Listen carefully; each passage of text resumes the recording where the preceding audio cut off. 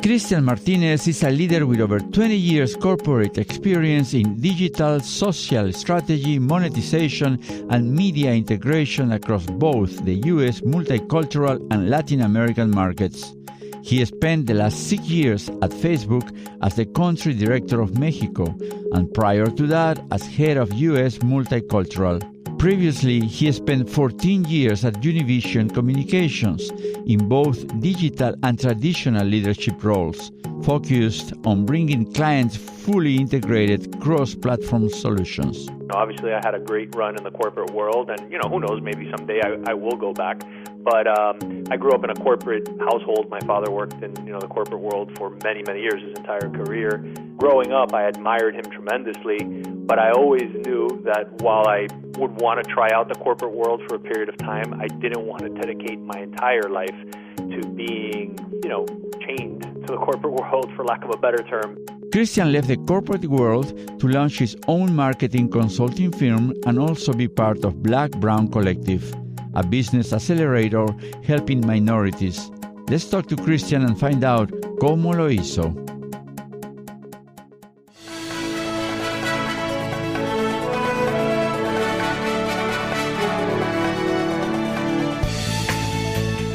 Éxito. Success. Hábitos. Habits. ¿Cómo lo hizo? How do they make it? Descubra las costumbres y secretos de los triunfadores. Discover the habits and the secrets of those who have succeeded.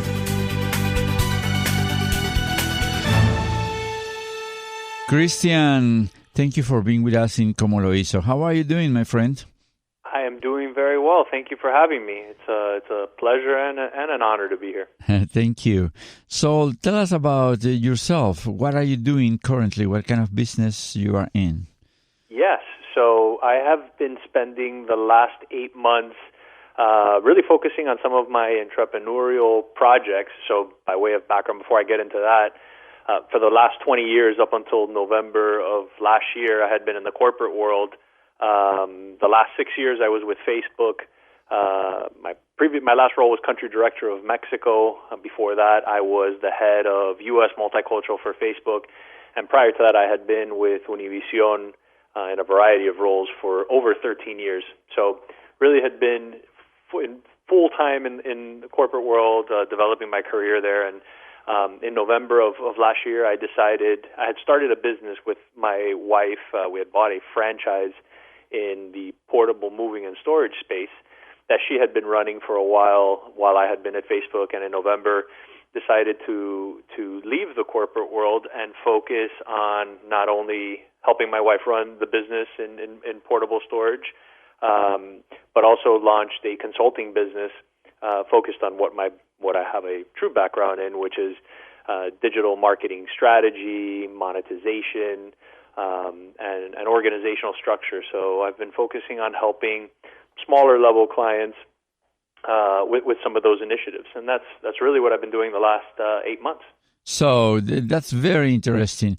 How was the transition? I mean, did you just wake up one day and thought, I'm going to leave the corporate world and I'm just going to jump into the independent, quote unquote, entrepreneurial space, or you went through a painful process of thinking about the being scared, afraid of what good happens, and all that stuff?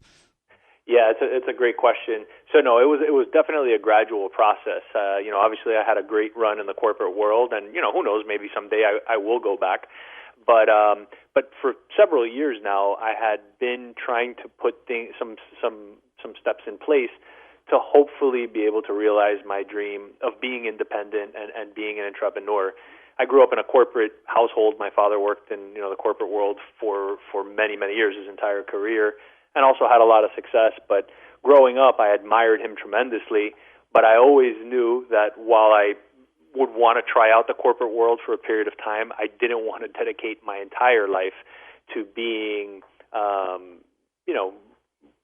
chained to the corporate world, for lack of a better term. So for probably about 5 years now, I had really been looking at different investment opportunities, and different business models in terms of starting a business that, hopefully could create passive income for me and my family, and at some point would, it would be our main source of income.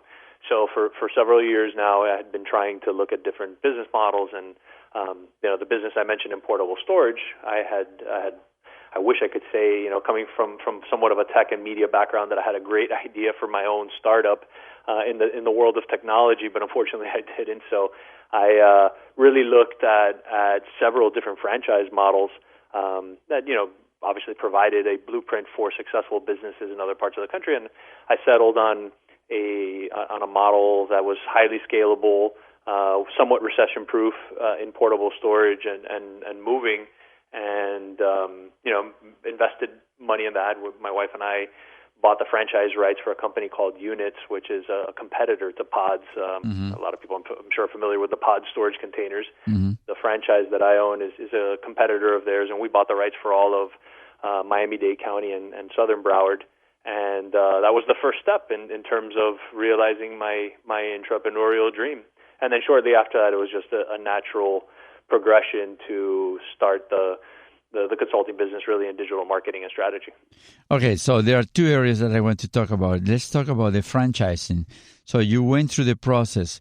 How is it? Is kind of hard in a way that they ask for a percentage of your revenue up, from the top.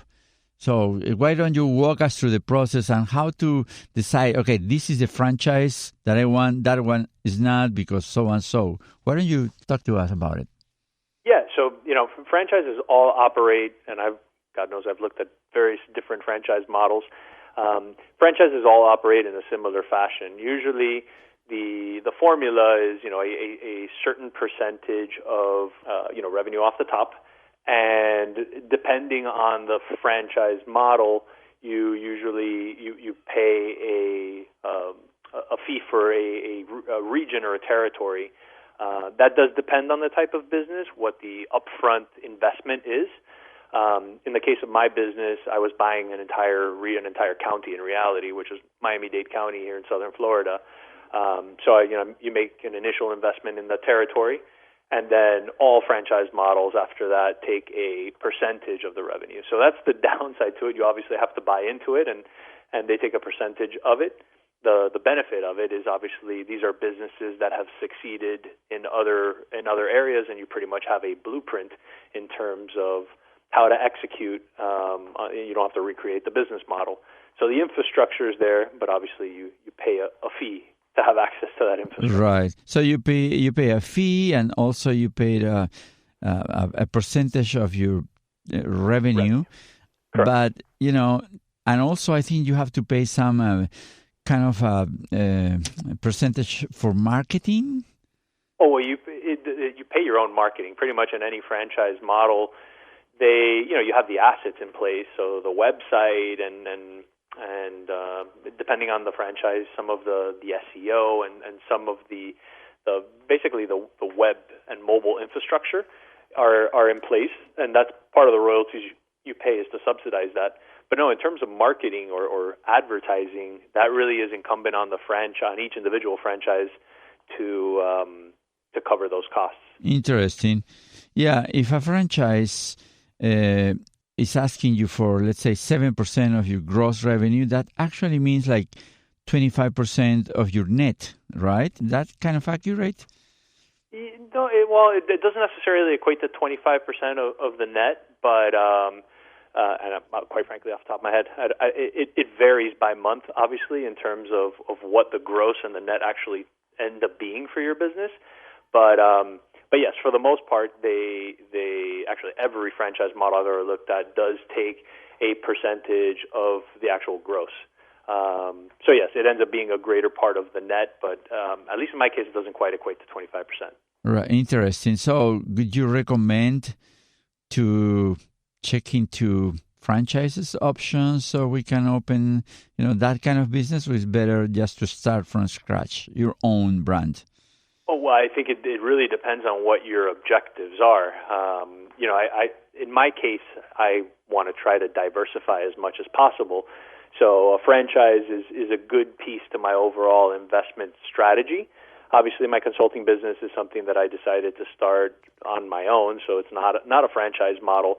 But to answer your question, I guess a little bit more directly, it really depends on the individual, on the entrepreneur. I mean, certainly, if you are an entrepreneur, unlike myself, who has an incredible idea for a scalable business that is very unique and focused on a specific industry, then by all means, your best bet is go ahead and execute that business model and start it from scratch, because you obviously will retain full control of it and will not have to pay any royalties to anyone else.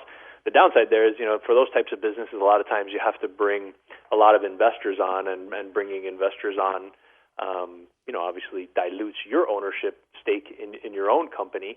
But if you really want to scale, if you have an incredible idea, let's say, it's a tech startup in some specific industry, it's almost necessary to bring on that outside equity. So it's inevitable that your ownership stake will dilute. But at the end of the day, most true entrepreneurs, most tech entrepreneurs who have an incredible idea retain the majority of the organization and continue to control it for the most part. Right. It really depends on what kind of an idea you have and what your objectives are. And we have to consider both options, because as you're saying, one way or the other, you're going to have to give up part of your idea or whatever. Exactly. Yeah. Unless you are, independently wealthy and can self-fund your own idea. Most companies, obviously, in order to really reach that scale that you want, in order to have a significant valuation, you have to take on outside investment. Interesting. Now, the other part of what you do is digital social consulting, correct? That is correct. Okay, so talk to us about it. What is it? How can my company benefit from your advice? Yeah.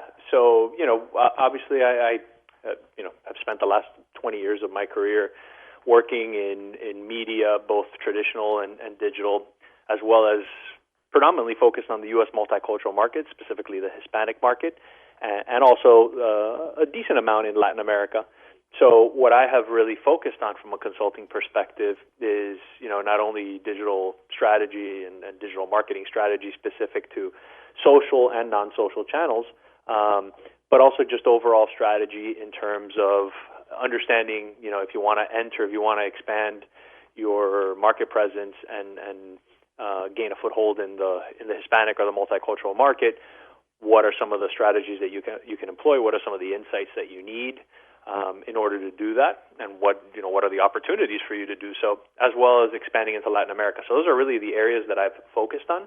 A lot of small, medium-sized businesses don't necessarily have access to sales teams at Facebook or Google or even some of the top advertising agencies and consulting businesses in the country. So what I've tried to focus on is really providing that type of expertise or allowing them to leverage my expertise with smaller to medium-sized companies that have some of those same strategies. They're looking to expand into new markets, namely the U.S. Hispanic or Latin American markets, or really are just looking to understand how they can grow their business or monetize their business to a further degree utilizing social and digital channels. And that's really what I've been trying to focus on, is helping those smaller and medium-sized companies that don't necessarily have access to the same resources that the Cokes or Fords or GMs of the world have, and helping them kind of realize their objectives of expansion. Right. Question. What are the most typical issues that we see from growing companies?